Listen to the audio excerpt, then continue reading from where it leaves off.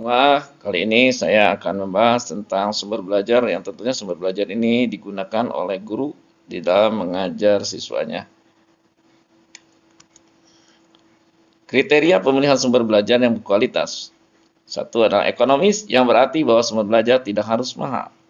Yang kedua, praktis dan sederhana. Sumber belajar harus mudah digunakan dan tidak membingungkan. Yang ketiga, mudah diperoleh, bahwa sumber belajar mudah dicari dan didapatkan.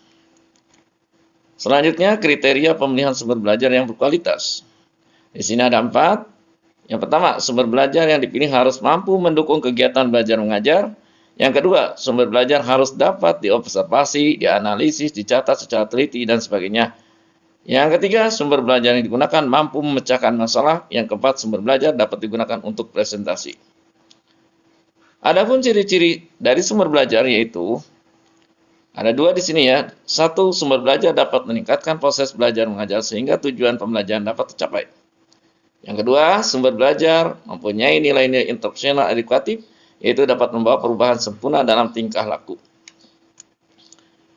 Macam-macam media pembelajaran sederhana yang tentunya siswa jadi betah saat belajar.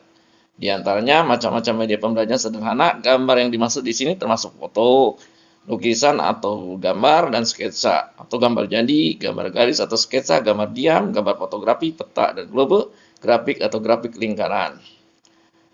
3 jenis lingkungan yang dapat dimanfaatkan sebagai sumber belajar tersebut antara lain lingkungan sosial, lingkungan alam, dan lingkungan buatan.